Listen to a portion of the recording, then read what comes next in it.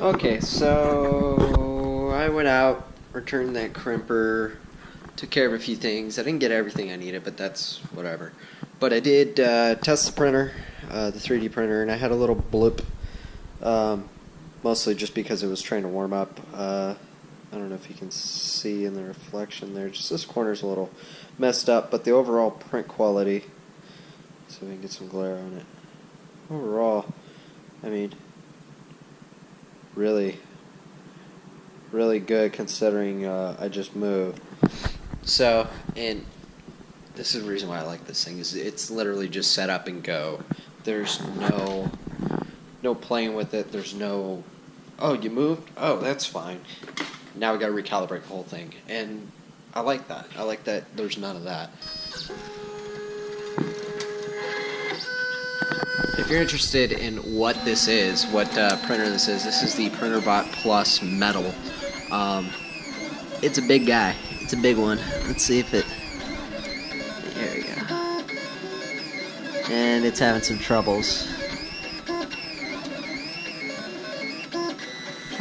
Yeah, and you really got to watch these things, especially on the first print, because your slice, the way you slice things, makes a big difference. Now, one thing that I've done to make all of this really easy is I've used, I set up something called Octoprint, which allows me to control everything and do time lapses and stuff like that.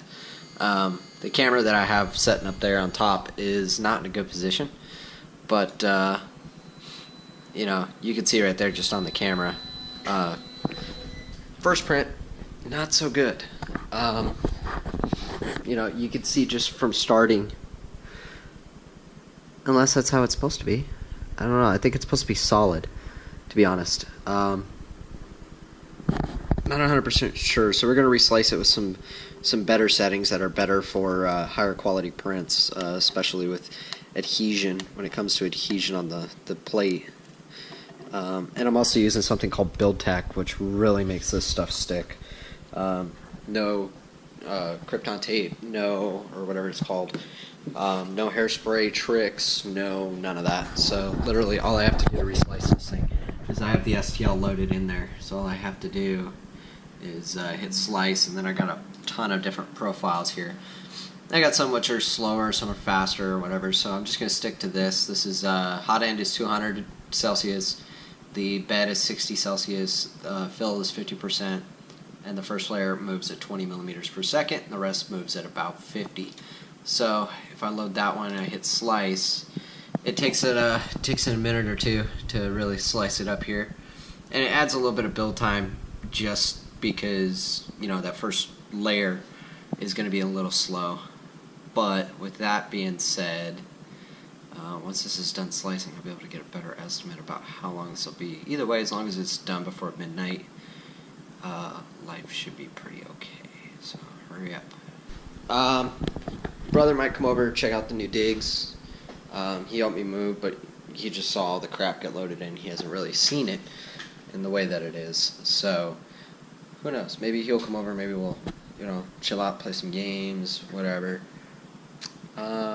Who knows? Either way, gonna watch this thing start up, make sure everything starts cool. I'll check in just a little bit.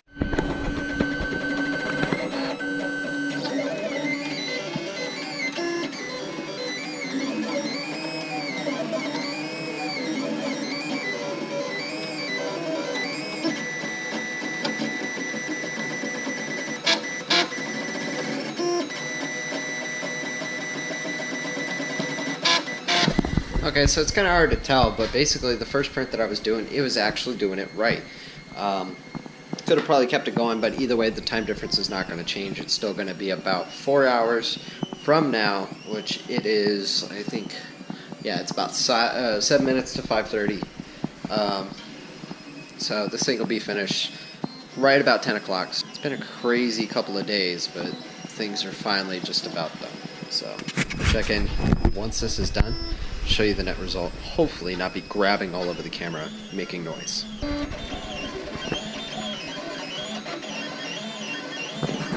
So it is 8:15, so there's less than an hour left on this. Basically watching the print, watching watching YouTube live streams of the Oroville Dam catastrophe, and now that it's dark, you can't get a good view of anything. And the comments on YouTube live streams are about the best way that I could put it, is entertaining. I'm just watching just to be in the know. I'm not in California, but still, with my job, we have a lot of locations there. Nothing quite that far north, but definitely big enough to be impacted by this. So I'm just trying to pay attention to what's going on. So that way, if something comes up, I'm aware of it. We've even, in the past, we've been impacted by hurricanes, and when we look at the data, we see no transactions were done for a period of time, and we're like, why not? Well, it's because internet and power were out for our locations. That was back in Georgia, whatever the last hurricane was, really big one that went through, Matthew. And so as a software engineer for the company, my job is to, look into issues and stuff like that. So paying attention to this would be beneficial to be aware of, to know if it actually breaks. So I'm just trying to find the latest information, but not really sure what's going on right now, other than the fact that they're evacuating and the spillway is about to collapse, or supposedly. They said they've been saying that for 2 hours now. Either way, just following that.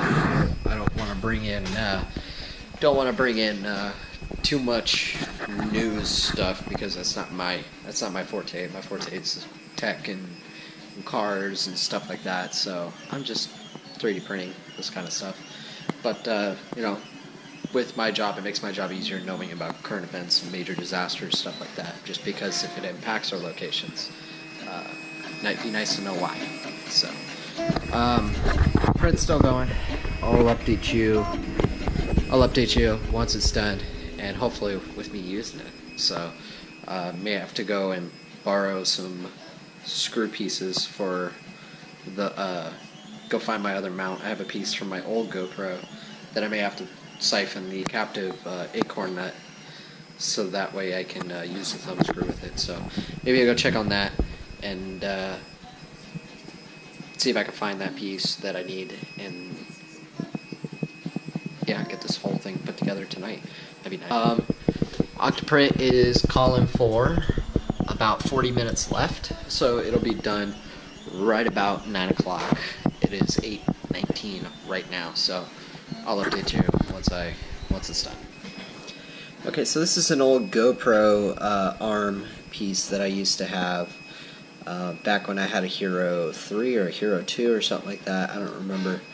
But I'm going to show you how to remove these captive acorn nuts, because normally what happens is you turn the thumb screw, right, and the screw comes out, but this nut's pretty stuck, right? It doesn't come out very easily. So here's what you do, is you put your screw in and you thread it like just a little bit here. Oh, okay, yeah. So you thread it just a little bit, not a lot, and you're just going to push on the screw, right? This is what I did for the other one. I'm trying this one now. Apparently I may have broke a thread. Yeah, I broke a thread off this one. Oh no, I did. Okay. Oh, okay. So I didn't. All right. So this. Oh, it does. Okay, cool. All right. So yeah. So you have a chance of doing that, and these just seat. So you just pull on it, and it'll reseat it, so it doesn't push back as easy. So so you could thread it again. Thought I broke a thread. I was gonna say that's kind of an impressive feat. But depending on how tight your thumb piece is here, you can do it like that too to reseat it, and it'll work again. But if you want to do it the right way, I guess, put a Phillips in here, and you just push, right? Let your captive thing, back it off a little bit more, push again, right? And that acorn nut starts to pop out. At that point, you can undo your screw. So you can see it's still tight. It's good, right? And then now you just pull your nut out. Now, if you want to see it back in, you just set it back in the screw piece here, okay? And it's a tight fit. You ain't gonna be able to push it in all the way with your hands, probably without breaking the plastic. But then you put your screw in, and just And you really should do this with another piece like this, because you don't want to just put the tension on these pieces. So take something like this. So you can see over time I've done it like this. Now it's kind of permanently stuck. But you basically stick it in like that. You put it in, turn the screw, right? You just keep turning. And it'll eventually suck that acorn nut all the way back in. This side you can see I've already popped it out by pushing like this, right? This side works a little bit better. I don't know if you can see that, like that. Yeah, so I'm just, pushing on it, whatever. There you go. Acorn nuts free. Again, you want to seat it. You want to seat it really good. So just stick it in there or whatever, get it started with the thread, whatever. Just pull it in a little bit. Disconnect this. Use the opposing side. Stick it in the little prongs. Use one of your screws. I don't know if this is the one I used before or not, but and just twist, and it'll start to suck the acorn in. And then once it gets kind of tight, stop, because you don't want to strip out the head in this. Then once you do that, you're pretty much there. So if you want to reuse a nut, without buying a new one, just do that. Push on it, back it off, push on it again. Kind of keep that process up until you get the nut free. Pretty simple. It's done. Look at this magnanimous piece of black plastic that may or may not be showing up on my whatchamacallit. Man, that's made for big hands. Holy crap. Like, it's got these little grooves in it, but it's like not, for my hand, it doesn't quite fit right. It's like it's meant to be like that. But we're gonna let the bed cool just a little bit here and start to peel this off. This is just the priming that it does beforehand. So this piece is trash. This is how thin it prints. So yeah, once this bed cools a little bit, then we could pop it off. I mean, I guess we could pop it off now, but there you go. There's the piece that the camera hooks to. We're gonna check fitment here real quick, just by stuffing the prongs in there, just to see just how good it fits. I mean, it's not the tightest thing in the world, but it'll work. And then the captive nut goes right there. Yeah. So I'm gonna just pull it off right now. There you go. As you can see, it is hollow. You can fill it with foam if you want, I guess, if you want it to be buoyant. Okay, so we're gonna have to carve out these corners a little bit. As you can see, it's a little boogered. I don't know if you can see, but right here it's a little boogered. So we're gonna have to work the insides just a little bit to see if we can get this sucker to fit in there. So give me just a few minutes and we'll try it out. Hey, how do I look now? Yeah! So there's some, show you what I'm working with here. So this is the, I can't really show you, the base that I made, and it's pretty good. Like, it's still got the normal standard GoPro mount piece. It's kind of hard to show you all the cool, you can bend it, whatever. It's just normal GoPro mount. But the acorn nut had an issue with it fitting properly, so I've been carving at it with a razor blade, and then the hole for the bolt for this this bolt here, it's just tight enough for it to thread in, so you can't really pull it or push it through. You kind of have to screw it all the way through, and then you have to screw it in here just to make sure that it grabs the nut and doesn't push it out when you finally get there. So you have to keep kind of turning, and it's really tight. I imagine over time this will become easier to do or easier to use. But overall, I mean, it's better than just, and I keep playing with the camera still, but it's better than using this, the little crow's foot, to be a mount or whatever. I like this because it's you can still use it. Or, I can switch hands easy. I don't have to grab the camera. But for the most part, it's slick. So if you typically have sweaty hands or anything like that, you're gonna have a problem holding on to this a little bit. Would be good to have like a rubber grip, maybe some plasti dip.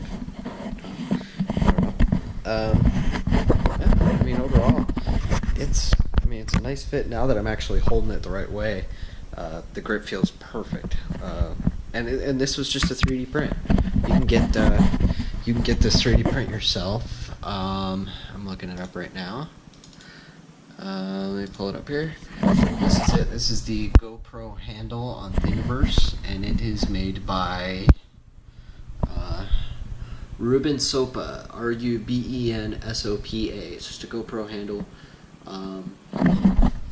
It works great for me. So if Ruben Sopa, if you're watching this, thank you for putting this up on Thingiverse for me to download and use, because it probably saved me a little bit of money. And thank you.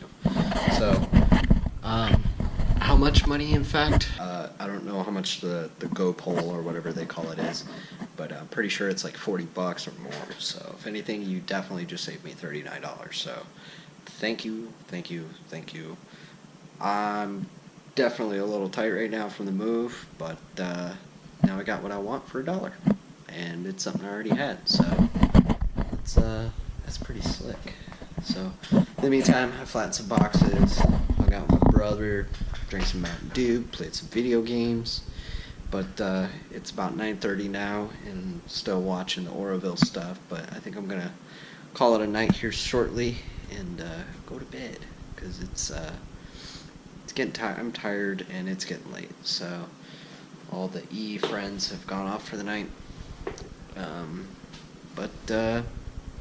Yeah. Well, we'll see you on the flip side, and hopefully tomorrow I can dig through these last 2 boxes. I'm pretty sure these are the last 2 boxes.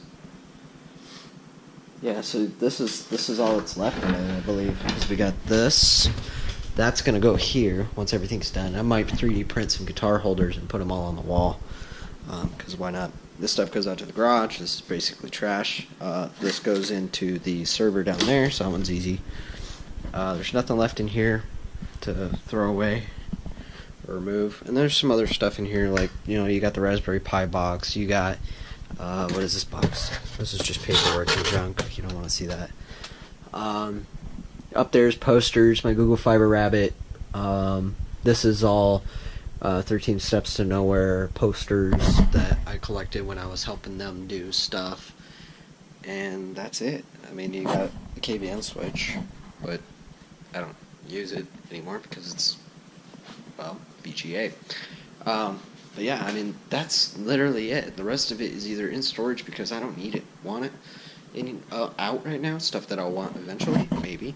But other than that, I mean, we absolutely killed it.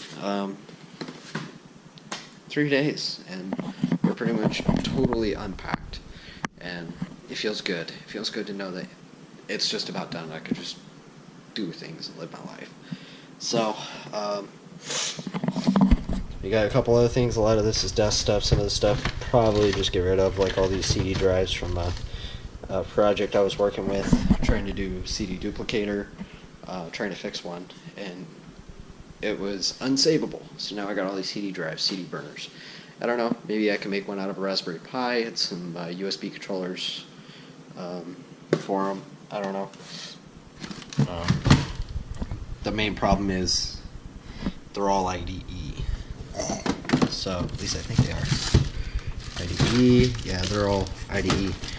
Yeah, so basically those ones definitely, I mean, IDE cables, ugh, gross. Everything IDE is going away. So, yeah, those are going away. Either way, I said I'm done. I'm done talking. I'm gonna go eat some tag-alongs, watch a little bit more of this stuff, and I'm going to bed. So, thanks for watching.